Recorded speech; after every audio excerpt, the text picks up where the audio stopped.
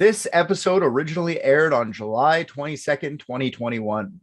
Our client for today is Kristy from Unethical Podcast. Well, that was fun. Kristy just came in, did her job, and got the fuck out. I like that. That's professionalism. That was good.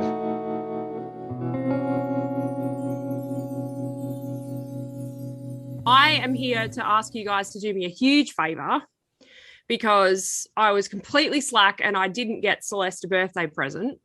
Oh. And it was a couple of weeks ago. So I'm a pretty shitty friend for not getting her a present.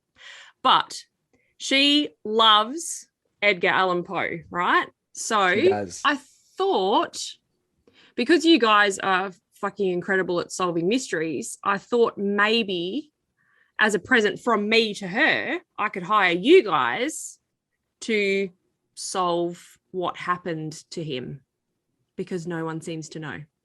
That's easy. Ooh, easy, right out of, no hesitation.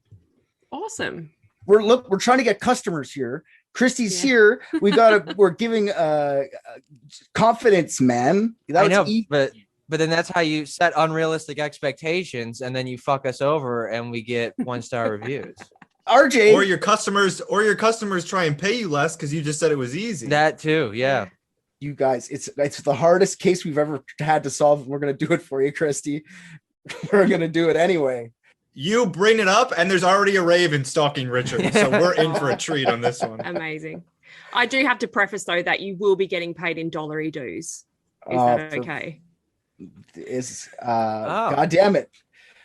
I don't have a fucking kangaroo jacks around my goddamn house, so no, but maybe I guess we'll have to take it, I guess. Yeah. I've been short on wombats, so as long as I can purchase those.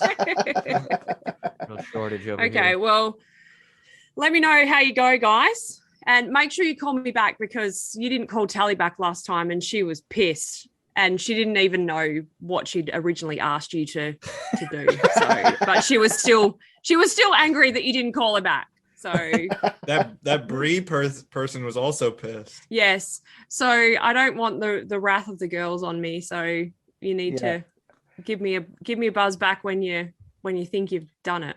Well, in Richard's words, easy. I believe in you, RJ. I'm not too Thank sure. you. About Richard. Oh my God. Hey, I already told you RJ's my favorite. He's like my... Oh, fuck me. Holy shit. I love throwing Richard under the bus, but man, I just got right through the coals on that one. Awesome. All right. Well, I'm going to leave you, this very smart gentleman, to solve this for me. And give me a buzz when you're done and we'll have a chat. Thanks, Kristy. You're the best. Have fun. Okay, bye. An elite team of private detectives. What if balloons are aliens? Maybe that's the key component we're missing. Cover-ups. John's guilty. Mysteries that need to be solved.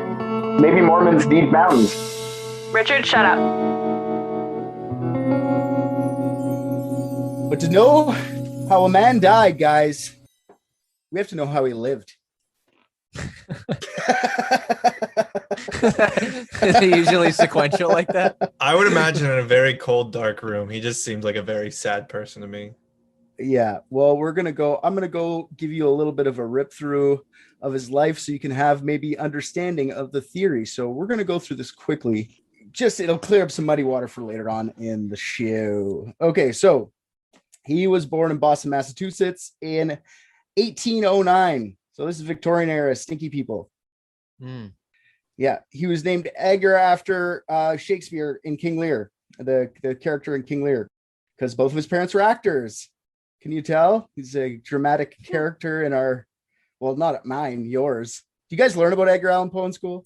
Yeah. Yeah. He's like an American Idol. He's like, you learn about him and then Ryan Seacrest. This is awesome because I'm a Canadian and I knew nothing about him. So you guys can correct me at points. This will be good. I went through a lot to do this because I know nothing about it. This is interesting that they teach about him. So yeah, correct me where I'm wrong on this dumb shit here. So yeah, both his parents were actors, but he didn't really get to know them because they died early in his life. Like his dad left him anyways when he was 1. and his mom, she died of tuberculosis when he was 3. He didn't do it. No, Give she him a didn't break. do it. Yeah, give him a break. We're giving him a break. Do you guys know anything about tuberculosis? And that the reason I'm asking this is it comes up a lot, like way too much. I learned everything I know about it from playing Red Dead Redemption 2. I think it was a really big deal, right? Yeah, it's still around. It's from ancient times though. It's like old. It's like one of the oldest diseases humans have. Are you going to explain what happens when you get tuberculosis? Because I feel like I've heard about it, but I yeah, couldn't it's a tell you. lung disease, like a lung infection kind of thing. And you cough up blood, you get tired, you lose a bunch of weight. It used to be called consumption back in those days. Yeah. It's highly, highly contagious. Very contagious. Like you cough on, it's airborne and it's deadly. Like half the people that get it die for sure. The other half live a shitty life until they die. Like it's not. Yeah, some of the treatment back then was to move somewhere dry. Like seriously, like just go out in the desert and maybe live for another year. Yeah, it's rough.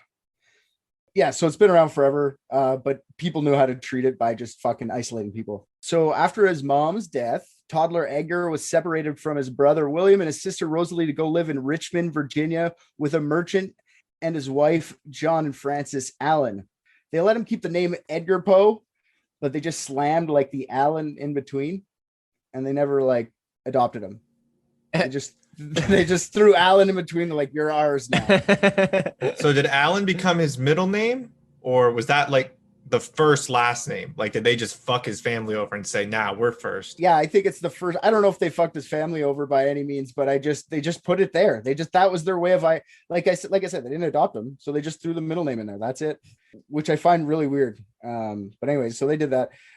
Him and what was her name? Frances, Edgar and Frances, they formed a tight bond, but John and Edgar did not. They butted heads this whole life. By the age of 13, he was already a prolific poet, Edgar Allan Poe, believe it or not. His dreams are often stifled by the head of the household, John Allen, as Allen didn't see a future in poetry. He wanted Edgar to be a good, upstanding citizen and get into the tobacco / slave business like him. He was a slaver, so he was very upset about his poem. Why don't you grow up and take people captive, Edgar? All right. This fluffer tree you're bringing here is not paying the bills. What are you gonna write? Sell people. But he wasn't even interested, and not even at a young age. He wanted to emulate the life of his hero, Lord Byron. And I don't know if you guys know who that is. He's just a famous English poet. He wrote Don Juan, like the poem Don Juan, and it's still to this day around, Don Juan. So just think that's who he loved to be. He wanted to be like a ladies' man kind of thing, you know? That's so funny when you look at his picture. Yeah. I just spent the past like 90 seconds trying to find an ad where they were trying to cure tuberculosis with tobacco, and I could not find one. But fun fact, more than 20% of global TB incidences may be attributed to smoking. So there we go. Yeah, it's not. The people that are most susceptible to tuberculosis are people who with AIDS and people who smoke. So yeah, not good for the smokers for sure. So that was probably didn't know that. You know, they probably weren't that smart. Money was always a contentious issue between Allen and Edgar. In 1826, Poe went to University of Virginia to study ancient and modern languages and excelled in his classes. Funny thing is, John Allen didn't give Edgar enough money for schooling, just about a third of it. And so to make up for it, Poe just gambled to get the difference. That's what he did. He decided gambling's a great idea, which, as you guessed it, solves all his problems. And it didn't. I thought you were about to say he like hit big. No, and that's about to be a respect moment. No. By the time he was done his first semester, he had to burn his furniture to keep warm. That's how poor he was. I feel like there's so many other things you could burn first. I'm just wait a minute. Do you think you can sell your furniture and get enough money to heat your residence, or do you think burning is the only option there? I feel like you could at least trade it for regular fucking wood. Like I think I think it's a very Edgar Allan Poe move, dramatic and fucking gothic. Like, oh my God, the only thing I can do is burn this Chesterfield. Oh, he's saying it out the window. Like, if only somebody would share with me some of their pussy. Listen, that guy's a regular Don Juan. When the publisher fact checked his poem about burning his furniture, it checked out. That's all I gotta say. Oh God. So he couldn't pay tuition and he returned home to Virginia to more bad news. Actually, before he left for college, he actually got engaged, and his fiance was now engaged to somebody else, Alexander Shelton. He's a businessman from a well-to-do Virginian family. So his girlfriend left him too. This is sad. You know what I mean? Sad life. Huh? I find that, I'm just going to be upfront. Like, I find this whole, all the research I did on this is like framed to be Poe-ish. Like, I don't know. It's so weird. Everything is just, there's different ways you could write this shit, you know? Just very tragic sounding. That's what I mean. It's always tragic. Yeah. Well, that's what he gets for not capturing and selling people. Yeah, exactly. He could have been happy. He could have died with lung cancer and a slave waving him with a fan. Exactly. Look what you gave up, Edgar. Yeah, exactly. So Poe couldn't compete with that rich guy. So, and even on top of that, Poe was still furious with John Allen, and humiliated by the poverty. He used his heartbreak and pain to spend the last few months in the Allen mansion writing a book. And by this time, it's 1927, and he joined the military. I think he was 19 or 18 when he joined the military.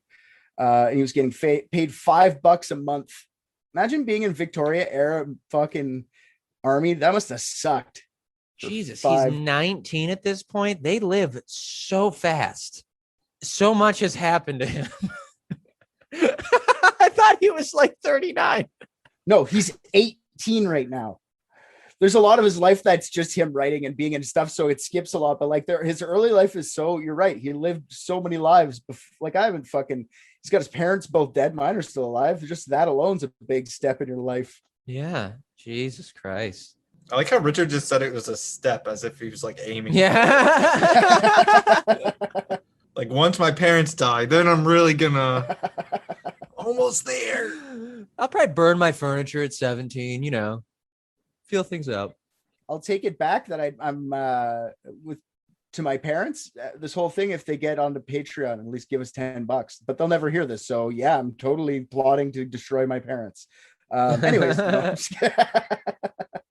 yeah. So he joined the military. He obviously hated the military. He's not a fucking military person. So when he was 18, that's when he published the first book that he wrote.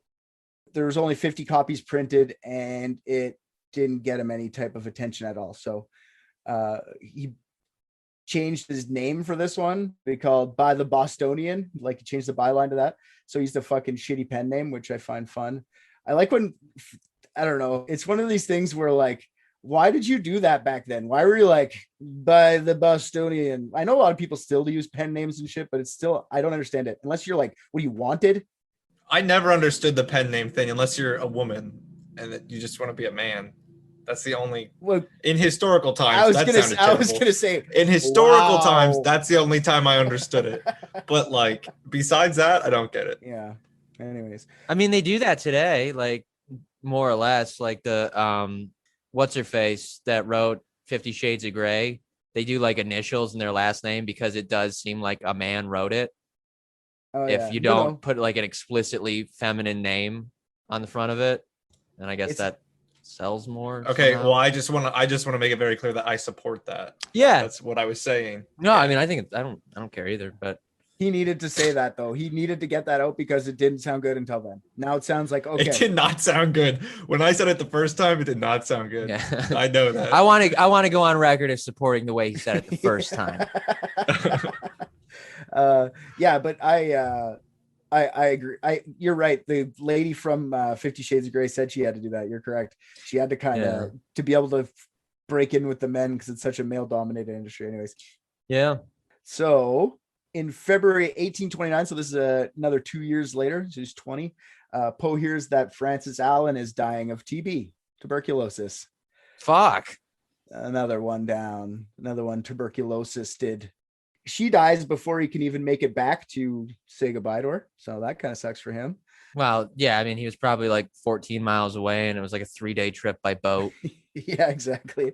He had to take a burro over tobacco fields. Yeah. Okay. When he goes back though to see when his mom or his stepmom or whatever the fuck kind of mom that is, the weird middle name making mama, whatever that fucking shit is, he actually makes peace with John Allen. He helps him get into the West Point Military Academy, like an appointment there instead of having to stay in the military where he is already. So that's super awesome for Edgar. He's very awesome about that. He's happy. He gets kicked out of the military. He gets discharged honorably so he can go to the academy, which is good for him. Oh, okay. Gotcha. Yeah. He doesn't go like, I thought he gets discharged so he can go back. Okay. So when he goes back, though, he decides he wants to go to visit his extended family in Baltimore, like where his parents are actually from, where he was originally from. And he goes and meets his Aunt Clem, like his dad's sister, his grandma, his estranged brother, Henry, and Aunt Clem's, his cousin, his 7-year-old cousin, Virginia. Okay. In September of that year, while he's in Baltimore, before he gets to West Point, he gets a bunch of traction on some of his poetry, which actually pumps him up to write more. And he writes his second book, and the guy who gave him the good reviews, he dedicates the book to him. So that's how jacked he is over one good review. This guy's something. He's a weird guy. He's just an artist. Yeah. No, for sure. He's just manic. He's crazy. He's just all over the place. Edgar Allan Poe forsook slaving as a business for his art. Imagine if he did turn his back on art. What if Edgar Allan Poe made it so that we still had slaves today? I'm hurt by this, but good thing Edgar Allan Poe is so sad. He saved the nation. Yeah. He could have been like a slaving tycoon. What if he like made the process like infinitely more efficient? What if he like stepped in front of Abraham Lincoln? Factory farm slaving. Mm-hmm. Yeah, this was all pre-Civil War, so yeah, could have happened. It's true. Maybe another timeline. So good thing, yeah, exactly. Good thing you just got good reviews on his poetry. You know, maybe if he didn't get any type of encouragement at all, he would have gotten to the slavery. So we should have all thanked John Neal for this book, dedicated all our books to him. Did he get good reviews like in his timeline and not just like I'm sorry, in his time, not timeline, and not just like later, like when he was dead? For sure. Yeah, all throughout his career, like when he was 19, like I said, like he wrote a book, which is in that time a feat in its own, right? And then he got good reviews on one of his poems in that book, so he was pumped about it. Well, I mean, yeah, there were only like 4 books, so he finally makes it to the military academy. He gets kicked out of that less than a year later for mishandling his duties. During that time, he made a lot of friends, but when he was at West Point, he was bickering with John Allen again. John Allen remarried without telling Edgar, and Edgar was pissed. You can't marry someone without introducing them, Dad. I'm not your dad. Yeah, that is such a weird thing to be upset about. Yeah, he was pissed. I don't know if I'd be upset about it, but it would be a little weird if you're not just giving someone a heads up. Like, yeah. I don't know. Like, I mean, no, because like, all right, so like my stepfather was a fucking asshole. And if like my mom died, and like he went on to, I would just never talk to the guy again. Like it's just such a weird thing to be like. But did you take his last name? No. So I guess maybe this situation's different. I don't know. No, I agree with you. I think it's weird because they're always fighting all the time. He didn't like him anyway. You know, yeah, he was always pissed at him. So you were like, fuck this guy a while ago. It seems like maybe it's like the typical therapists fight because they love each other. Yeah, it could be. Maybe he's just jealous because his whole pursuit has been trying to get pussy, and now, yet again, someone has gotten it before him. Yeah, some people. Okay, listen to this. Some people say that because he got Alan got remarried, that's why John got kicked, or that's why Edgar gets himself kicked out of the military academy, just to spite John's name, just to make him like, you know what I mean? He's like, you got married without me. I'm quitting the job you got me. Like you actually put yourself out there for me the one time, So fuck Unreal. you. Yeah. So that just after that, Alan cut ties with him completely. So he was poor by himself, no job. He did make a lot of friends at West Point though. He had to New York City. He published his third book. The other cadets at West Point helped him publish this book, and they gave him like 75 cents each, and he dedicated that book to them. So that was the third book of poems he put out. Was also given to him. Like, this is all young. This is why the reason I'm highlighting this stuff is this is like his. Anyways, he's 25. He's got a long life. What have you done? Are you 25? I ain't done shit. I'm 37. I've never written The Raven or whatever the fuck. Yeah. The Raven. That's later in his life though. Oh, my bad. I guess no, it's true though, but I guess a lot of this stuff gets revisited when he was older because they only printed 50 copies of some of these books, right? Anyway. I can imagine. It probably took like fucking 6 weeks to print one. Yeah. He went after he printed the book, he couldn't stay in New York for very long because he was poor. So he went to Baltimore to hang out with his family again, his extended family. Aunt Clem took him in, and she became kind of another mother figure to him. All right.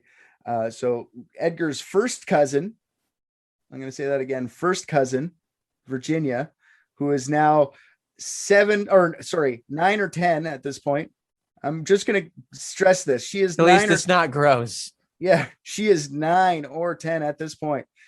Soon she became the object of Poe's desire. He said that early in her life. She was the literary inspiration at 9 or 10.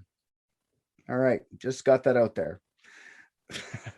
In 1833, one of his short stories gets him noticed by magazines and newspapers and won him a prize in the Baltimore Sunday Visitor. So in 1834, John Allen died of... No shit, really? Tuberculosis. Dies of tuberculosis, another person. TB scores another one. Exactly. But he left Edgar out of his will. John left his fortune to the new family. John's new family, Poe had never met. So that set him down a little bit of a drinking path. Mr. Edgar Allan Poe would get hammered from time to time when he was upset. All right. Just so you guys know that. But like I said, his contacts were getting bigger and bigger from getting all this new press. So he got offered a job as assistant editor to the Southern Literary Messenger in Richmond, Virginia again. So now he's got a full-time job in a magazine, just from being a snarky little bitch running around these big cities. I like it. So yes, when he moved to Richmond, from Baltimore, but he brought his Aunt Clem and his literary inspiration with him. Apparently he was fired from that job the day he got there for being way too hammered on the job. Yeah. Wow, who'd have guessed that? Yeah. But then he swiftly got rehired for promises of good behavior, which he did have. Do you guys have an impression? He did though, but do you guys have an impression of I got a question for you guys. Do you guys have an impression of Edgar Allan Poe as like a drunk? Like it's like a drunk? Yeah. Okay. Oh yeah. Yeah. So he got his job back for saying, I'm not going to get drunk. Okay. I promise it won't happen again. I just good enough for me. Yeah. I read a lot about him in the past little bit, and despite his reputation of being a hammered, drunky, alcoholic, druggie, he wasn't really. Really? Yeah, he drank kind of like the rest of us in moderation. I feel like the standards were different at that point. Like the rest of us in moderation? Who do you think moderates me? Sorry, not moderation. When appropriately, excessively when appropriate. Not excessively all the time. He wasn't a hammered all the time. Appropriate times to drink. Breakfast cocktail, mid-morning cocktail, lunch cocktail hour. Yeah, he got this reputation from his first biographer, who was his literary enemy. He wrote his fucking his biography and made him sound like a fucking asshole, but it's all been disproven. He's not as much of a debaucher. Well, vodka kills TB, so he was just doing it because he didn't want to be a victim. Hal was traumatized. All right. When he was in the job at the Messenger, he took the readership from 700 to 3,500. So he was doing his job. He was doing a good job. But he also had a reputation of being a ruthless critic, and he wouldn't be shy to critique even the more famous and well-loved authors and writers of the time. A lot of his critics, one of his fellow critics, James Russell Lowell James Russell Lowell called him the most discriminating, philosophical, and fearless critic upon imaginative works who has written in America. He was just a douchebag to everyone. He was the original one-star reviewer. When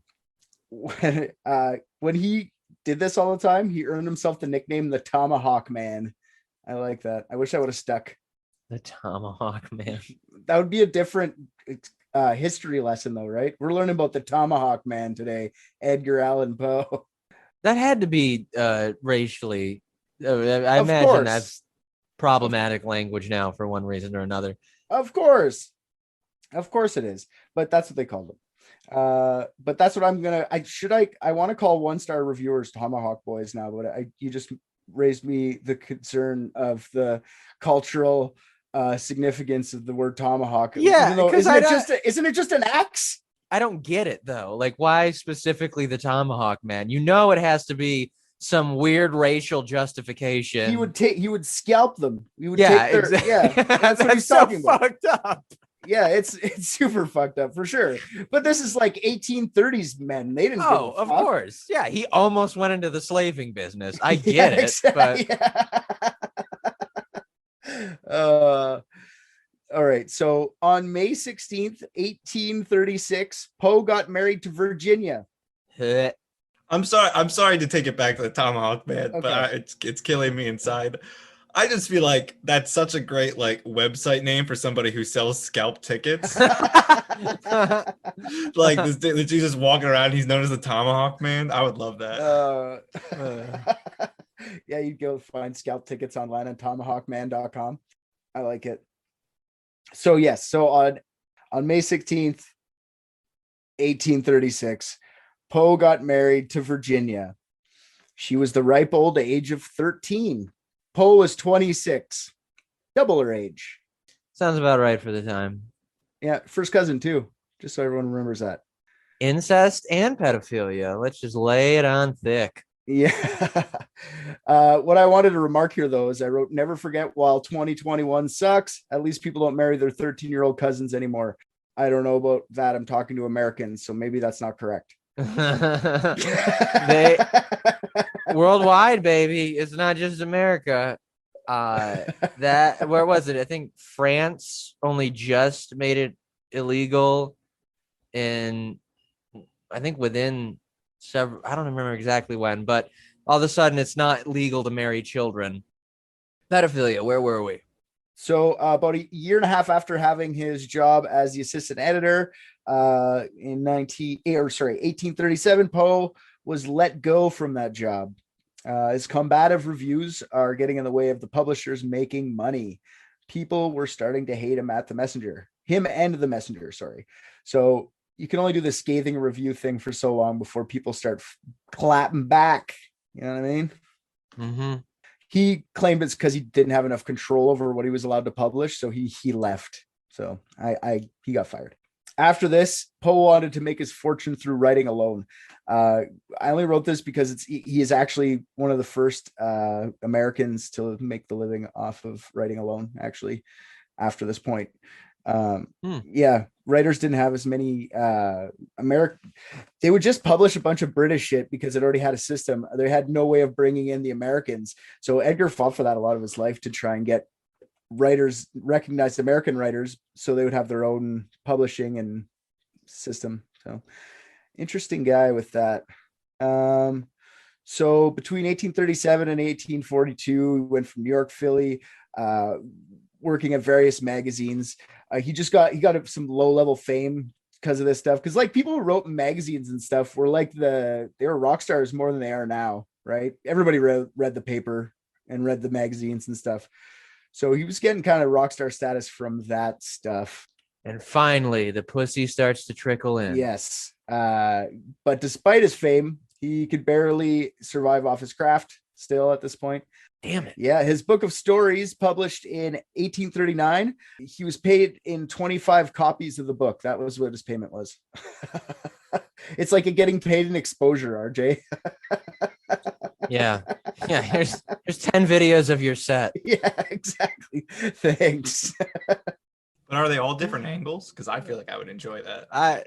In 1842, while playing piano and singing in their house, Virginia was first starting to show signs of consumption, tuberculosis. God, dude, it's Edgar Allan Poe at this point. Yeah, exactly. So this is, he went into a nice long drunk about this one too, a long and belligerent one.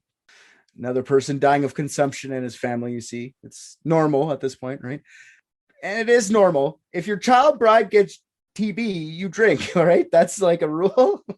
Yeah, you can't like touch her. Not that you should be anyways, but Wait, is that the rule? If your child wife gets tuberculosis, TB, you can drink? Yeah, I think so.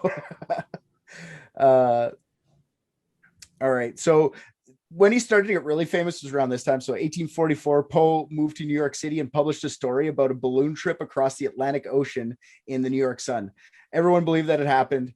Everyone was like amazed by it. Everyone was fucking in awe about the whole thing. He later revealed it was a hoax. Got him a lot of attention because he wrote it so people couldn't even know it was not real. So it's kind of fun. It's like a War of the Worlds thing, but just in a newspaper kind of deal. And then in the next year is when he wrote The Raven, and that's what made him a literary sensation, household name in the industry. Paid $9 for that publication. That's how much money he got, $9, which is 319 American dollars now. That's all he got ever. fuck, dude. It's so crazy. So in 1846, he moved into a house in the Bronx. It's a little cottage with Virginia and Aunt Clem. And then in 1849, a year later, Virginia dies of tuberculosis, guys. Tuberculosis is the only killer in this the whole time. And today's episode is brought to you by tuberculosis. Tuberculosis, exactly. She was 24, so she got 11 extra years beyond being married, and then died. Damn. Same age as his brother, and his mom died, by the way. So it was a number for him. So saddest life by far, though. Yeah. Also, I wanted to do a little side note here as well. Whenever you think 2021 sucks, just remember all your family hasn't died from tuberculosis. So they just all died from COVID. Yeah. Yeah. So suck it up, you pussy. Yeah, It could have been. It could have been worse. They could have been struggling to breathe when they died. All right. Yeah. Not falling off a ladder and dying of COVID like they do now. I'm sure it's not an issue. The big difference between tuberculosis and COVID is that tuberculosis wasn't a hoax. So just keep that in mind. Tuberculosis jokes. This is awesome. You should write this shit down. We could have tuberculosis, guys. This guy knows what I'm talking about. Getting booed at mics. After the death of Virginia, Poe was overcome with grief. Some say watching all the women die around him is what made him constantly write about the death of a beautiful woman. I just say he was a whiny little biatch, and it was a good subject to do, but he wrote a lot before every woman in his life died. But anyways. Use what's there, man. I think he should have been writing about the dangers of tuberculosis. That's what I think he should have been writing about, helping people out instead of whining like a little bitch. That's what I meant to say. Now, I ate a weed brownie and didn't realize how much weed was in it, and I'm fucking blasted. That explains just the entire red patch on your face that is your eyes. I didn't understand what I was doing when I got into it, but now I do, and it's fun. I just want you to understand why I'm struggling. He didn't even know he got on a podcast today, but now we're about 45 minutes deep, and he's like, "Holy shit, who are you guys? This is exciting." Yeah. Whoa! I was just thinking about Edgar Allan Poe. When did you guys walk in?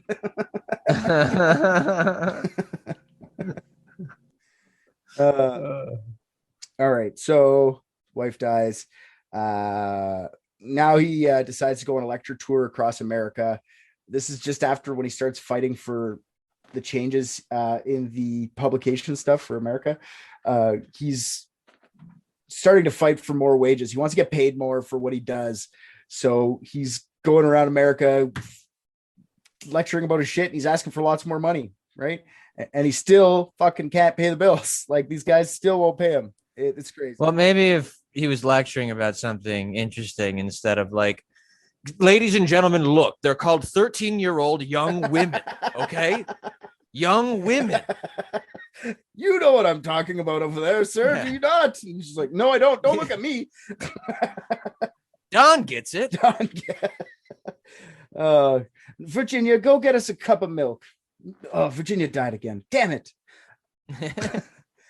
All right. And he was back in Richmond doing one of his lectures, and he reacquainted himself with his childhood sweetheart, the girl he got engaged to, but she left him for another man. Wait, so like a sweetheart from his childhood or a sweetheart in her childhood? No, from from his childhood. An age-appropriate woman, actually. You got reacquainted with her, and that's Sarah Elmira Roster. She's now known as Elmira Shelton because she got married to that Shelton guy. He died a couple years earlier, and he left her $100,000 in 1840s money. That's like 3.5 million. So she was rich. I don't know if that was damn. Yeah, I don't know if that was a motivation, because usually he liked them young. It's either he likes them young or he likes them rich. I don't know. Maybe that's what it is. Yeah, I mean, yeah, dude, just all he ever wanted was pussy and money, and yeah, here this falls into his lap. But he's such a dramatic too. He probably actually was like, "You were the original love of my life," and actually like thought he meant it. You know what I mean? Like, he's just that guy. Mm-hmm. He's just that now guy. Here, hold this lollipop. He probably wrote her a fucking poem. Yeah. Yeah, exactly, for sure. So this is where he starts to the mystery begins, basically. So on September 27th, 1849, Poe left Richmond, Virginia to go to Philadelphia, where he was to edit a volume of poetry for Miss St. Leon Loud. From there, he was to head back home to New York, where Aunt Clem still lives in the cottage with him and somehow has survived TB. She hasn't died yet. She's lived with him for a long time. Wow. There's a 2-week period where there's no reliable information that exists about the whereabouts of Poe. Then October 3rd, the author was found delirious in Baltimore outside Ryan's Tavern in a ditch. Now the ditch part is disputed, but after all I've read, he was probably in the ditch outside. Okay. Wait, who disputed the ditch? Who was like so concerned? Just it's some people just said like, no, he wasn't in the ditch. No one ever said he was in a ditch. That's made up later. And then it's like there's other accounts of him, what happened to him in different places that have him outside. So I'm just saying he's in a ditch. Some people just like, I mean, yeah, if you're delirious in Baltimore in the 1850s, you're probably in a ditch. even if you're inside in a bar, you're probably in a ditch. It's probably the same thing. The entire city was probably a fucking ditch. It still is. Fucking sick Baltimore burn, man. I love that place. Driving there is a fucking nightmare. Okay. I've never been to Baltimore, but I trust you on it. I drive through it all the time. It is a nightmare. Mm-hmm. Those people are fucking batty. So appropriate place for a pedophile to die. To answer your question, Ricky boy, now that I'm thinking about it, it's some people only consider some Poe documents as God. Some people consider other ones. So some people dispute the fact that he was in a ditch. Who gives a fuck? You're right. It doesn't really matter. All right. So Joseph Walker, W. Walker, sorry, I put a W there. I better say it. Found him, and he said he was in need of immediate assistance in a letter to Dr. Joseph E. Snodgrass, an apparent acquaintance of Poe. So this guy, I guess Poe was asking for this guy, Snodgrass. All right. So Walker brought him inside to the pub and awaited Dr. Snodgrass. Snodgrass headed to Poe as quickly as he could, and his description of Poe when he saw him was, and I quote, repulsive with unkempt hair, a haggard, unwashed face, and lusterless and vacant eyes. His clothing was dirty and it didn't fit him well. People are amazed that he didn't have a vest or polished shoes like all his friends. What a fucking scumbag. All his friends were like, I can't believe it. He doesn't have a vest on. It can't be him. He was taken to Washington College Hospital, where he was denied any visitors and eventually died on October 7th, 1849. Now, no one knows exactly why he died. Being in and out of consciousness and lucidity, Poe never was able to tell anyone how he got to this state. So during Poe's very first days of lucidity, or very few days of lucidity, his doctor at the time, Dr. Moran, tried to make him feel better by saying, "You'll be seeing your family and friends soon," to which Poe replied, "The best thing a friend could do would be to blow his brains out with a pistol." So he was saying some mad shit, some scary shit, right? On the fourth night, for no reason, he started to call out the name Reynolds loudly, and to disrupt, it would disrupt everyone at night. So he was doing it loud. I'm thinking Ryan Reynolds on this one, just getting ahead of it a little bit. See, and that's weird because I was thinking angel dust. His last words were a simple prayer: "Lord, help my poor soul." Moran wrote that Poe's body was visited by some of the first individuals of the city, many of them anxious to have a lock of his hair. So the day he died, he let in a bunch of rich fucks go take hair from him. The doctor did. That's crazy that people. Why did he only get paid $300 for his best fucking book? Exactly. That's absurd. It's outrageous. You're only worth this, but when you die, I want a piece of it. Exactly. It's so creepy. And even his buddy Snodgrass grabs some hair. Well, I mean, what was he gonna do? Just let everyone else take it? It was his friend. Yeah, if you're in a room and there's 9 people grabbing some dude's hair, you grab a piece, right? Like, Yeah, I mean, like even if it didn't occur to me, I'm seeing it happen. I'm not just gonna leave an opportunity sitting on the table. Yeah. It's so true. I didn't even think of it that way. And Snodgrass, actually, his hair's in the Poe Museum, so he probably felt guilty for having it and said, "Oh, donate this to the museum." The other ones probably just hold it and they give it to their granddaughter now. It's like, this is Edgar Allan Poe's hair. So most of the information about his condition in the last couple of days there comes from Dr. Moran. His credibility has been questioned over the years because of the retelling of the stories in the years after Poe dies. He just contradicts himself so many times and he adds so much new information that it just sounds like he's making it up as he's going along. So others just say he's getting older when he talks about Poe in his later life. So he's just forgetting details and becoming a senile old fuck. Who knows? Yeah, but it makes total sense. Just like embellish it every time you tell it. Yeah, for sure. I see that happen. Especially if it's like your only story, you know, like Edgar Allan Poe used to be, I attended to Edgar Allan Poe when he died. Oh, did you, sir? Did I tell you? He had a 6th finger on his right hand. No, he did not. We were all taking bits of his pubes, and I, as the alpha in the room, took his entire penis. I had it locked in that closet, but wouldn't you know it, in the middle of a night, believe it or not, a raven swooped in and pulled it up into its beak. Oh, sir, tell us more. Yeah, this is like, that's year 2. Imagine by year 30 of saying it. Like, yeah, exactly. He brought me to the moon where he lives now. Anyways. Yeah. I knew him before he was a cyborg. All right. So there's 9 theories as to the cause of his death. So I'll just go, we'll get ripped through them here, and then we'll decide at the end. All right, guys. So first one is what's on his death certificate, which is congestion of the brain. This was just a euphemism for alcoholism back in the day. That's all it was. You died of alcohol poisoning. Of course it is. Fuck. That's a good one. Well, he had the heart sniffles. The what now? AIDS. Yeah, exactly. Yeah, he had a reputation of being a drunk and a drug addict, like I said earlier. From what I read, like I said, he drank and did drugs like the rest of us in moderation. So, in fact, there are instances that state Poe couldn't even handle alcohol at all and would get drunk off of 1 glass of wine. Now, this is in my script. Getsy over here, being a young drunk man who has a drunk-themed podcast, is the official drunk of the podcast. Fuck yeah, drunk-splain. Will a drunk such as yourself get drunk off of 1 glass of wine? Absolutely not. So I don't think that's I don't think he was a drunk. There's lots of people saying he couldn't handle his shit. Okay.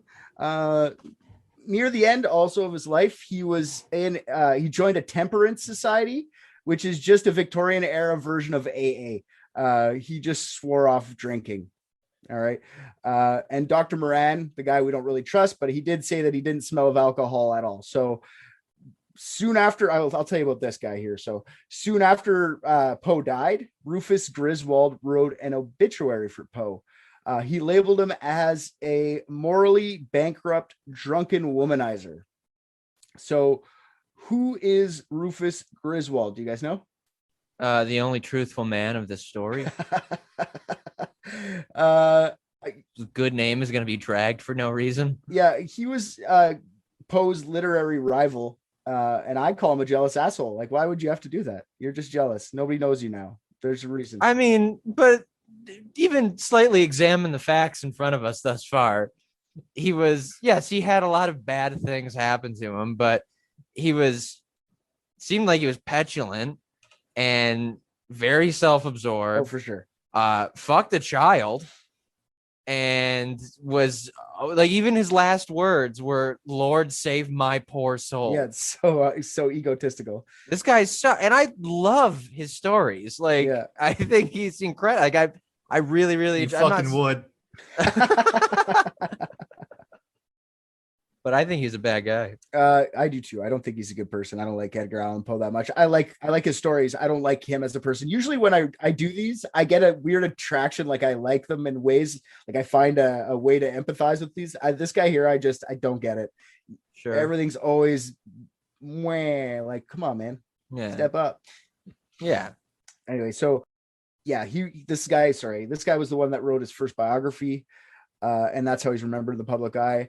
Much of Poe's debauchery has been debunked, though, through research over the years. Tests on Poe's hair indicated he had kept clean of alcohol during the last few months of his life.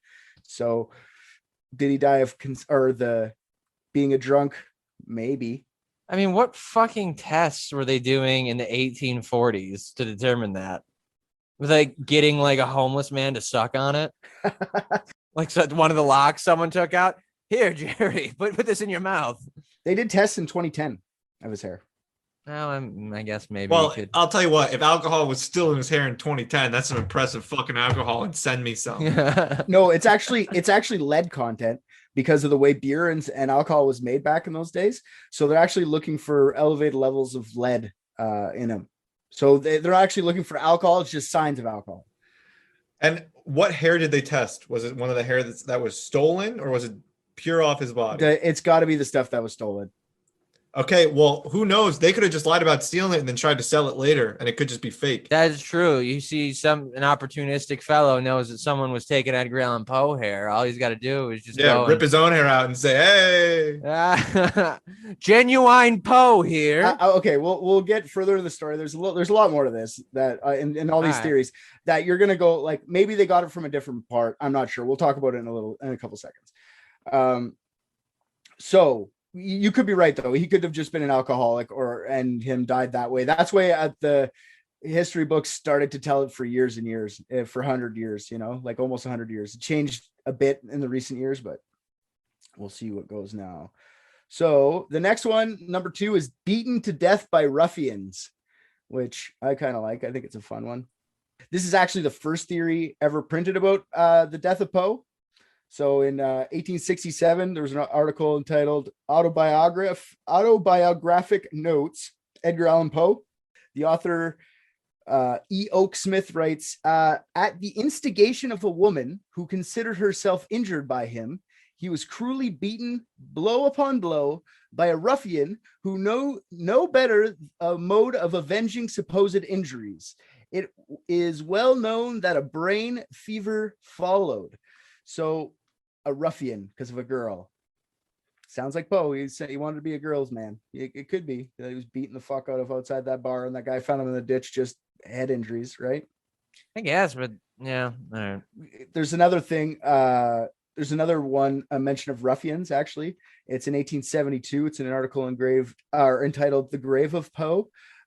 He wrote that Poe had come across some friends from West Point who got way too drunk off one glass of champagne and then wandered off into the bar, into the street, where he was robbed and beaten by ruffians. So they're just saying he couldn't drink with the boys from West Point, got way too drunk and just went outside and got robbed because he was a rich guy. Which hilariously he wasn't though, right? Exactly, but he dressed it. He was higher class society than like he wasn't living. Oh yeah, this guy's fucking full of himself. He's a poser. Yeah, for sure. But he also like this is at the end of his life too, where he was actually doing the tour. He was going to start his own magazine where he could be as critiquey as he wanted. It was going to call The Pen or something like that. It was going to be in Pennsylvania, and he was gathering the whole reason for the tour, the literary tour, was to get subscription money, and he had about $1,500 of that time in his pockets apparently. So he didn't have it when he was dead, I'll tell you that much. So maybe someone just beat him for a fucking fat wad in his pocket, right? It's not like they had checks or like subscription services. They just gave him cash and expected their fucking magazine to show up. I don't know. Getting drunk, head injuries. It doesn't explain the clothes, why he was changed though, right? So I don't know. Next one, number 3, the silent killer, carbon monoxide. This is all the symptoms are there, right? Disorientation, headache, nausea, vomiting.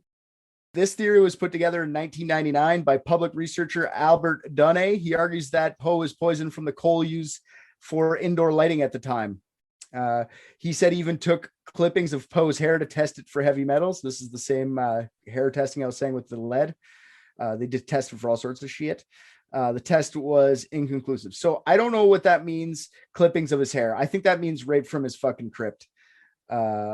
Or I could be wrong. It would be the only way. You're right. It could be anybody's hair. So it must have been from the crypt because he is accessible. Like accessible is a word, but it's not what I mean. But he can be gotten to easier than digging up a grave. Cool. Yeah. So it was inconclusive. So there was no way of proving it. So everyone says it's stupid. But I just wanted to put it out there. It's one of the theories, carbon monoxide. The other one was mercury poisoning. When they did that heavy metal testing, they didn't reveal any metals significant with CO2, but they did find elevated levels of mercury. This would mean months before his death, he would have been exposed to mercury somehow. Now, researchers believe he was exposed to mercury when he was prescribed calomel or mercury chloride by a doctor when Poe was exposed to cholera in July 1849. So that's how they used to treat cholera. Here's some mercury. All right.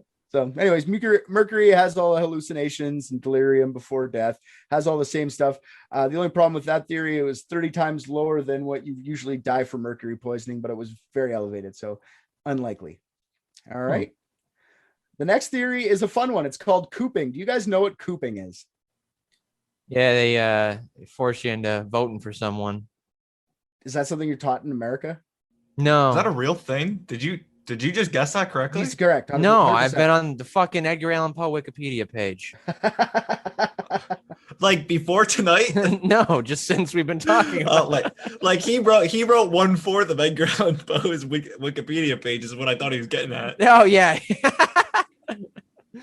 No, I've been featured on Wikipedia. It popped up on there and I was like, oh, that one will probably come up. Yeah, cooping. So for a moment I sounded smart. Yeah, no. So you were 100% right, RJ. Cooping was the practice in the mid-19th century where practiced gangs would kidnap an unsuspecting victim, drug them, disguise them, and force them to vote for a specific candidate multiple times with multiple disguises. So like that, you ever watch Gangs in New York? Leonardo DiCaprio does this. He gets the guys to go, now go shave your beard and go vote again, you sons of bitches. Anyways, great movie.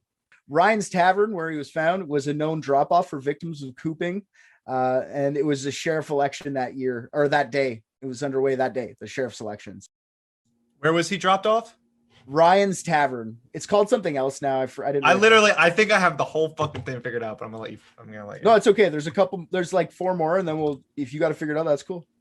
If he had Poe been forced into multiple cooping votes, it would explain him being dressed like the shabby shit that he was dressed like.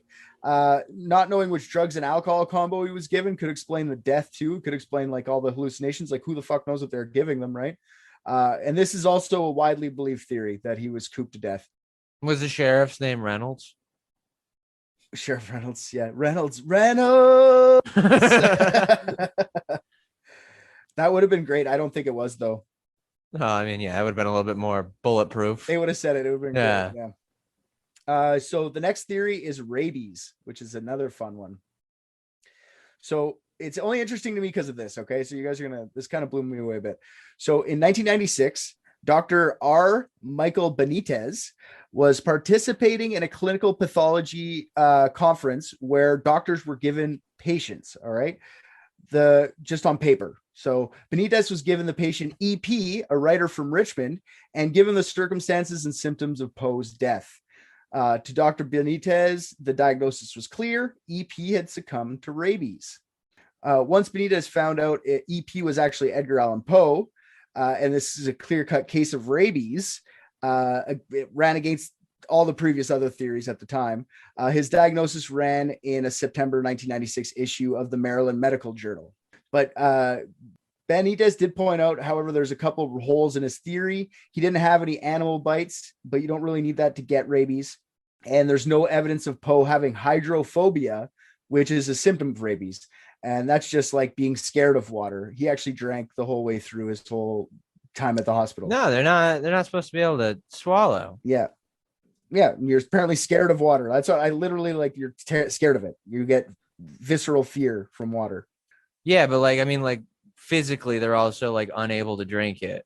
Yeah. So that's the guy says like all the symptoms and everything line up exactly like 4 days, you die and all, but without him being scared of water, it's probably not that. But it was interesting that they just gave him as a blind subject, and some guy was just like, that's easy, when it's been 150 years or whatever. I don't know how long, fucking almost 200. How do you get rabies without any animal bites? I don't know. I was reading that on the Wikipedia. Like rabies. Maybe he mistook a possum for an 11-year-old girl. Okay. Yes, I like it. So too soon. Yeah. Fucking, how dare you cancel? We're canceling you, RJ. You're canceling me for calling out Edgar Allan Poe as a pedophile. All right. The next theory, and theory number 7, is a brain tumor. So this is weird one too to me. So when he died, he was buried 2 days later with no autopsy in a graveyard in an unmarked grave in Baltimore. Okay. 11 years later, there was a monument paid for by one of his cousins that was actually destroyed by a train that crashed into the carver's shop. Now, maybe this is why we need fucking railway lawyers, guys. I figured it out. People, they'll just throw your train into a goddamn carver company. I was very happy that there was a reason to have a railway lawyer that I could think of. So in 1875, a statue was erected near the entrance to the graveyard, and Poe's body was exhumed. Teachers and students at Western Female High School spent 10 years raising money for the monument and the relocation of Poe's body. So isn't that fun? A women's Western high school. Female high school. So wait, was it a high school of all women, or was their mascot just a woman? Yeah. Go Femmes. Go Femmes. I went to a college that used to be called Beaver College, and it used to be an all women's college. Incredible. That rocks. Incredible. Before moving the body, they noticed that time and decay hadn't been good to the coffin. When they moved it, the remains of Poe broke out of the coffin for one more visually gothic poem for all the onlookers. So his skull fell out. Yeah, his whole body, like all of it, just crumbled. The coffin kind of just smashed into bits. And wood from the coffin is now collector's pieces. Little remained of Poe's body, but one worker. Sorry, I'll wait. I see I'm getting unstable here. Oh, you're coming through fine on my end. I don't think he was talking about the internet. Yeah, I'm definitely unstable. Little remained of Poe's body, but one worker did have one odd remark. There had been a little mass rolling around his skull. So I guess when he picked it up, he felt a little rolling around. People from the day said that it was his brain shriveled up. What was left over of his brain was what was in there. But science of today knows that couldn't be the brain. It was like 26 years later or something like that. The brain's actually the first thing that gets decomposed when a body dies. Tumors, however, turn into little calcitic masses. So, and also when he was in New York, Poe, this guy isn't the only guy that thinks it was a tumor. Like nowadays, there isn't. It was back in the day when Poe was about to leave on the trip. He was sick, and the doctor told him that he had a lesion on his brain his whole life, and that's what caused him to not be able to drink alcohol properly. So it's not really out there, but it could be either little mask. That's one guy though, No, that's the most believable one so far. Do we know if Edgar Allan Poe drank red wine or white wine? That is a very specific question that I did not crack the bottom of. But what I'm going to tell you is it was the 1800s. Like, I'm going to say he probably drank everything. I'm going to say he drank swill and all sorts of shit. I remember the one glass of wine comment. So now I'm trying to figure out if he preferred red or white because it plays into my answer. Because if it's red, I 100% have it. If it's white, it's like a 95% chance. Dude was a drama queen. It was deep red. I bet. Deep red, like cold blood pumped through an icy woman's heart. It's totally like Edgar Allan Poe would say this. All right. Theory number 8. Elmira Shelton's brothers killed Poe. Murder. Are we doing that again? Is that cool again, kids? No? All right. In the 2000 book, Midnight Dreary, The Mysterious Death of Edgar Allan Poe, author John Evangelist Walsh, I had to just put in there. Evangelist is your middle name? Like, Jesus, fuck. Like, that's a chosen one. That's not like it's your last name. You know what I mean? Someone put that in there for you. Like, well, he believes he's the chosen one, I bet. Yeah, exactly. Author John Evangelist Walsh, he claims that there are that her three brothers ambushed Poe in Philadelphia and warned him against marrying Elmira. Scared and alone on a train or whatever, traveling however it was, Poe disguised himself in shabby clothes and hid from them in Philly for a week. Once he felt safe, he headed back to Richmond to marry Elmira. The brothers met up with him in Baltimore, beat him and forced him to drink alcohol, knowing that he had the brain lesion and he would probably die from it. While entertaining, most Poe historians discount this theory.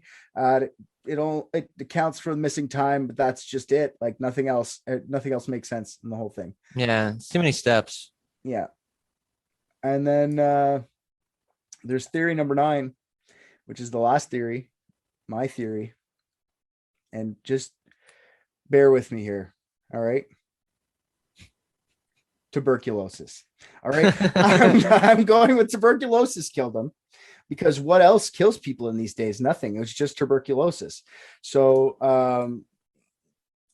everyone died there. All of his symptoms could be attributed to eating magic mushrooms. So he just ate magic mushrooms and died of tuberculosis. That's my theory at the end. Intelligent and well thought out. Thank you, sir.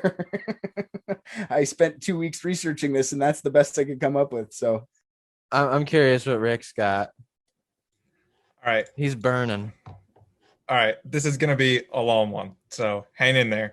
So obviously, the 19th century was known for opium, right? It was one of the first times that opium was brought from China to the United States. But the first thing that I went to look at was opium readily accessible in Baltimore during the time that Edgar Allan Poe was there? So I did some research on when opium came to Baltimore.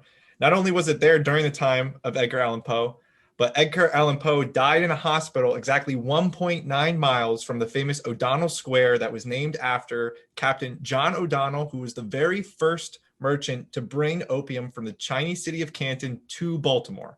Okay, so step one, we know that opium existed in Baltimore. Oh my God. Okay, next thing that I wanted to look at was, did the symptoms match up with, I didn't listen the first time that you said the symptoms, but I looked up, did the symptoms of opium overdose match with that of carbon monoxide poisoning?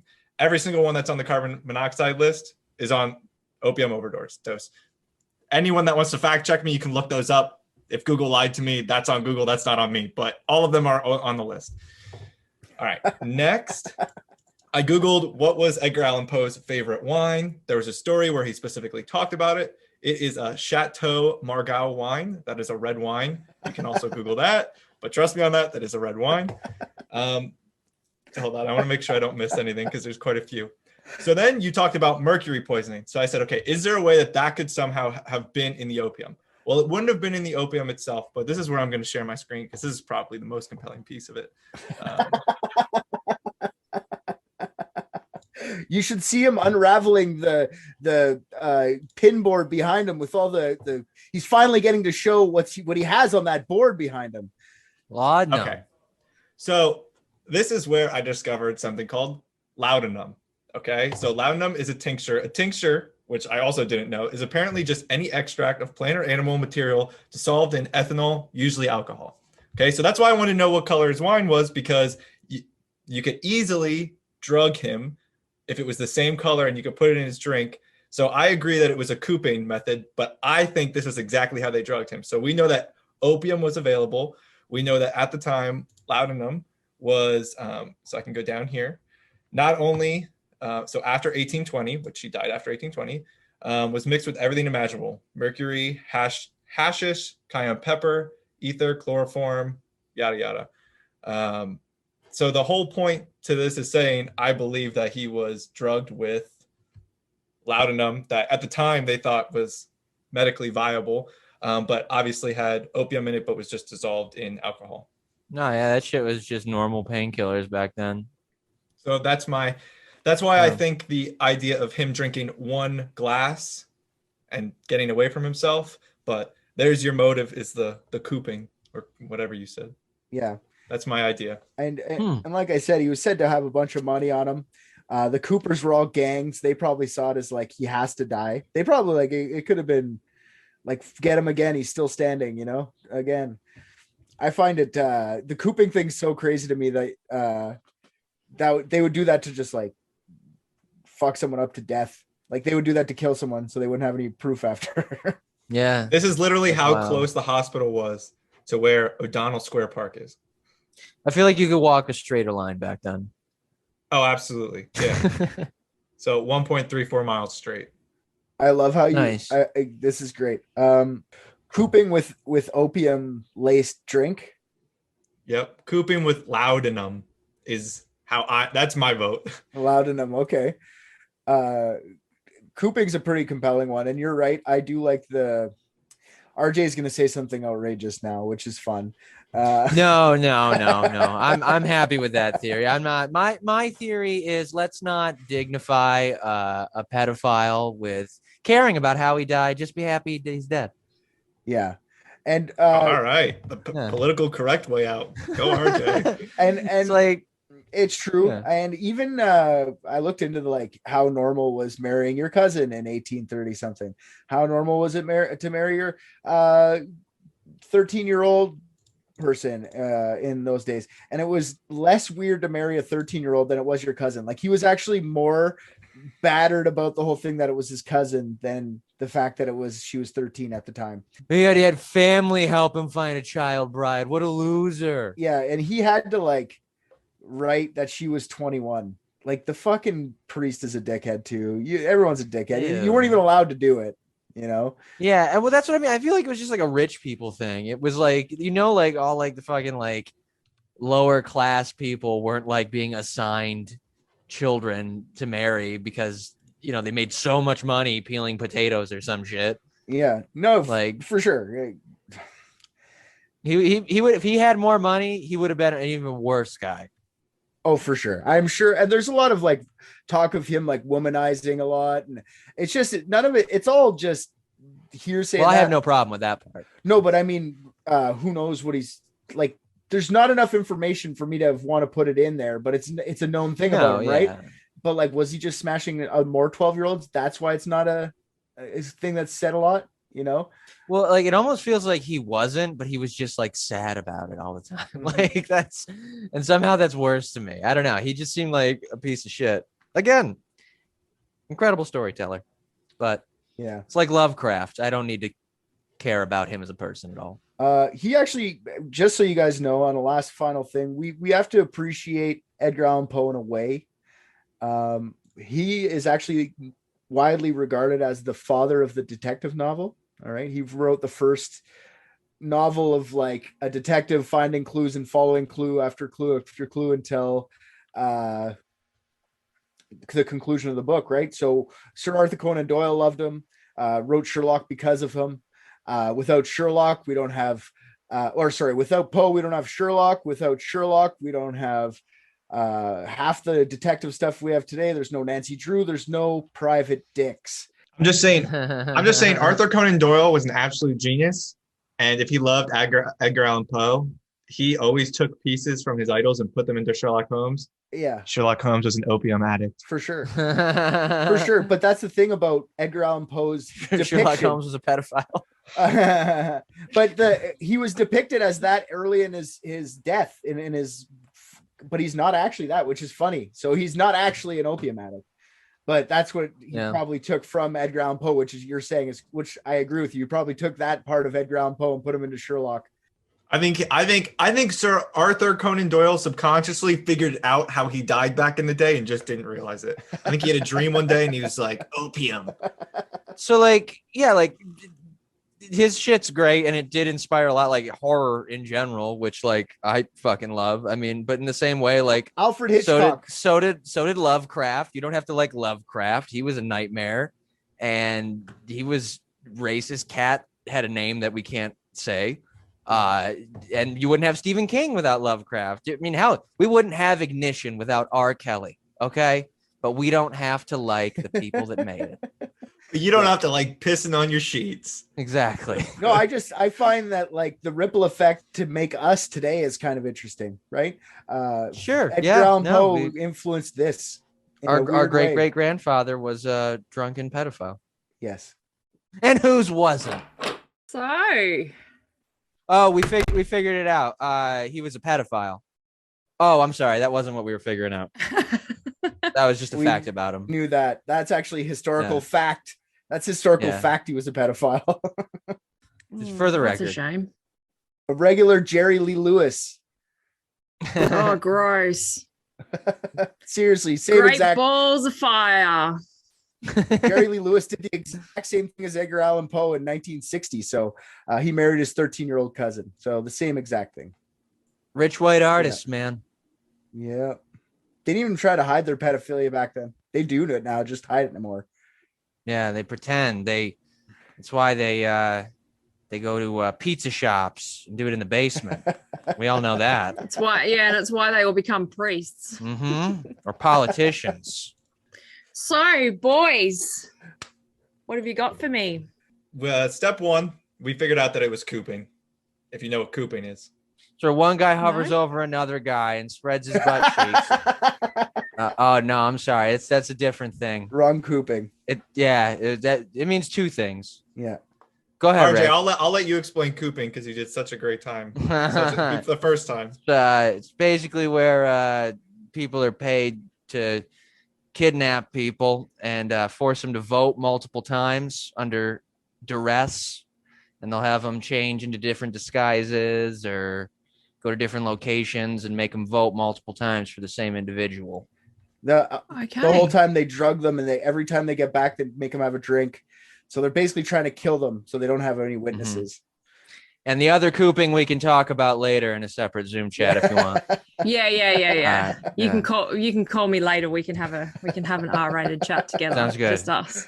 So that led us down a path of trying to prove whether or not it was cooping. Well, first we wanted to look into whether it was opium use, and opium was definitely there. Okay. We also looked at the symptoms of opium overdose, and Edgar Allan Poe was definitely on that list. Okay.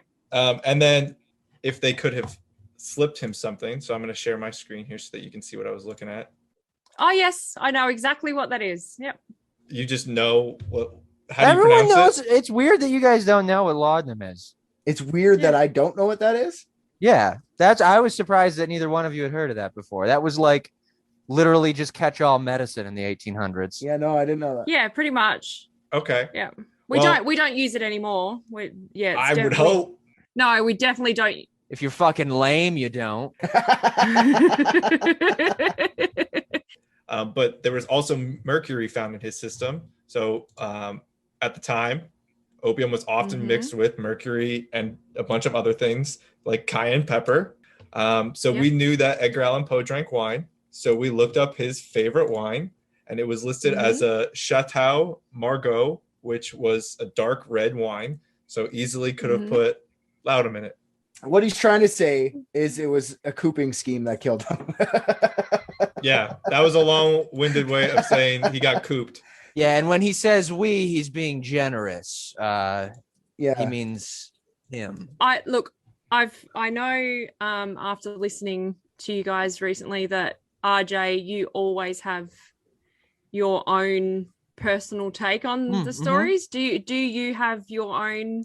Yep. Here's my theory.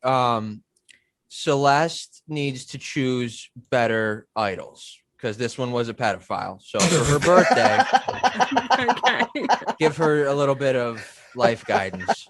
All right. Well, I'll let you tell her that. All right. I'll write it in the card. Oh, cool. Awesome. No, I like that. Very good. Very good. If he would have gotten out of there alive, he would have wrote a book about it. So we missed out on one. Oh, for sure. Yeah. Yeah, absolutely. Thank you, boys. Thank you for I will report back to Celeste and give her my rather weird and interesting birthday present. All right. Don't forget the pedophile thing. Yeah, please, for the love of God. I won't. I will lead with that. I will lead Good with idea.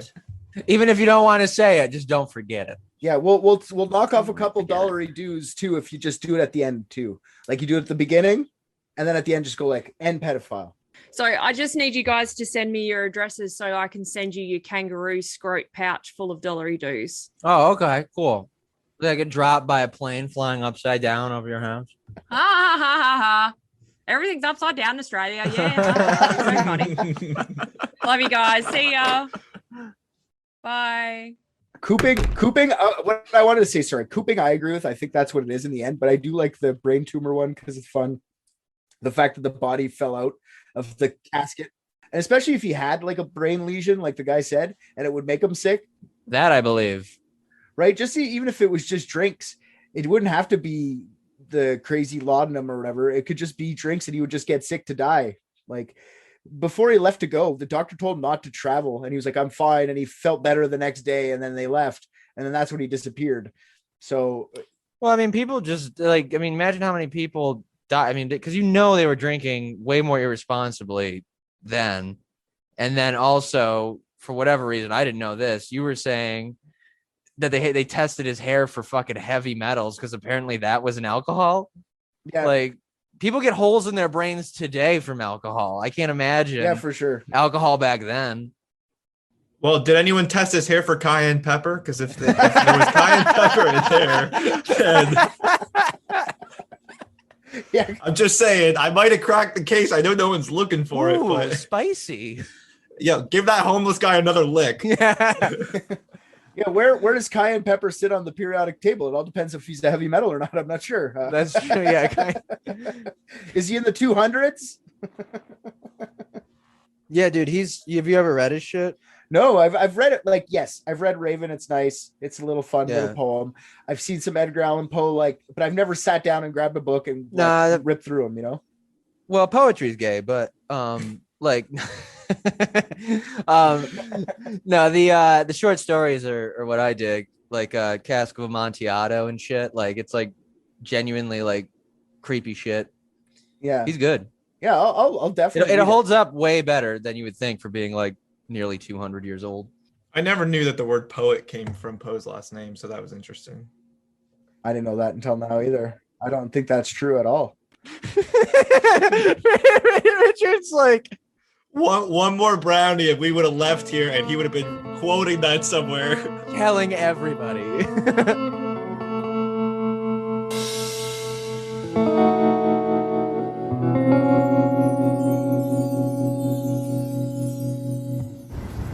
I just watched Private Dicks and I think RJ's the funniest. What? Come on. Hey there, all you private dickheads. That's probably not the name we're gonna stick with. Anyways, RJ here.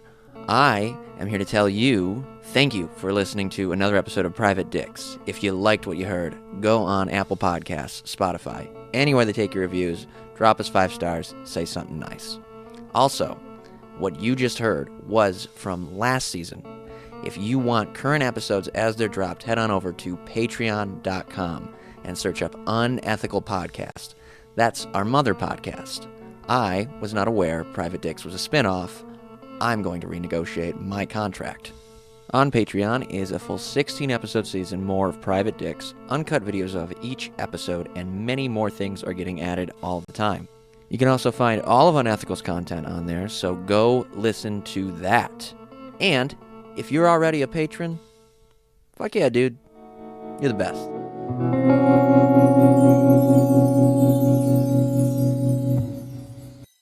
Hi, I'm Celeste. Hi, I'm Richard. Hey, I'm Kristy. And I'm Tally. We're the hosts of Unethical Podcast. Every episode, we take a humorous dive into a case study that poses an ethical question, like, should mentally ill murderers ever be released? No. We discuss what the outcomes of these cases are and what they should be, with a unique guest host every episode. Richard needs some more testosterone around here. Nah, I think it's mostly coming from Celeste. Girls are mean.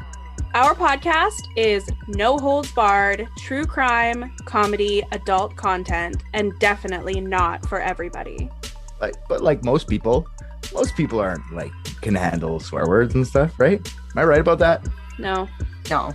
You can subscribe wherever you eat your podcasts to listen. Follow us on Instagram, where we post our teasers to guess what's coming next. And join us on Facebook to get involved in the conversation. Welcome to Unethical Podcast.